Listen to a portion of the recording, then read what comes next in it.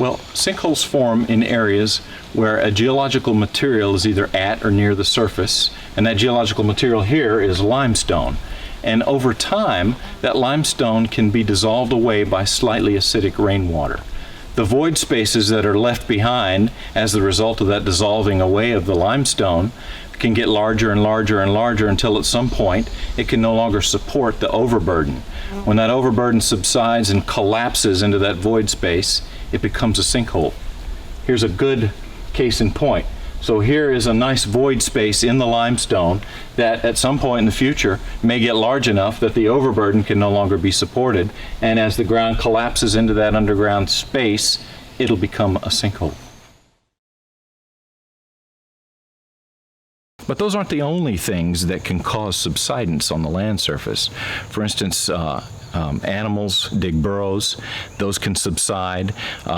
Stump holes can form and rot out, and over time those can subside. So any subsidence doesn't necessarily mean that it has to be sinkhole related.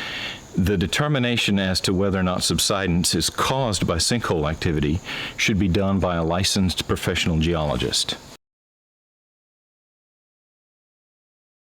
But if there's subsidence occurring underneath a structure like your home, oftentimes you'll see things like cracks in your walls and your ceilings. You'll see cracking in your floors if you've got tile floors. Oftentimes those cracks will go across the tiles and not necessarily along the grout lines. Sometimes your doors and windows won't fit as snugly as they used to. All those are signs that you're having subsidence underneath the structure. If you have subsidence that is affecting your home and you see the signs like cracking in your walls and ceilings, then it's time to call your insurance company, and your insurance company will then in turn do the appropriate measures to have professionals come out and make an assessment as to why you're having subsidence.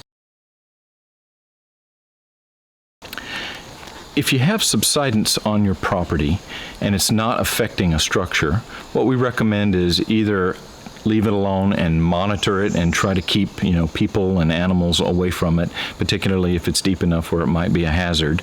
Or you can backfill the subsidence feature with clean fill material, but particularly clayey sand.